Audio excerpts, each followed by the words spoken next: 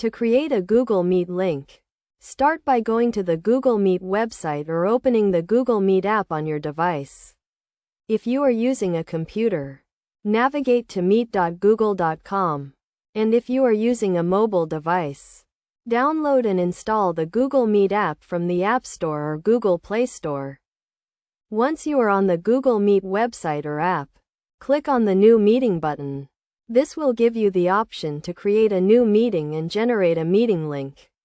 You can choose to create a meeting for now, later, or use a meeting code. For this example, we will choose to create a meeting for now. After selecting Create a Meeting for Now, a new window will appear with a meeting link and a dial-in phone number. The meeting link is the URL that you can share with others to join the meeting. You can copy and paste this link into an email, chat, or any other platform to invite people to your meeting.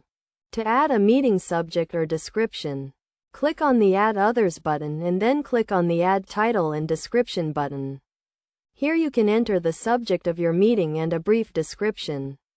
This information will be visible to all participants when they join the meeting.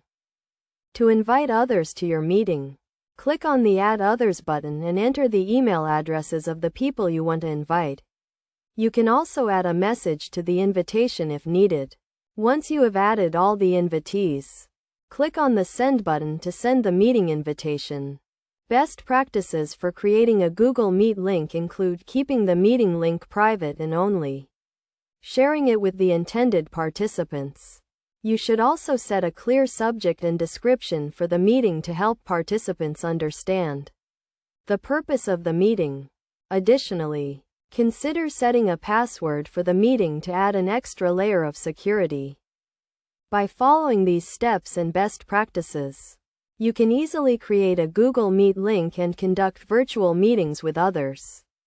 Google Meet is a convenient and easy-to-use platform that allows you to connect with people remotely. And with these steps, you can start using it today.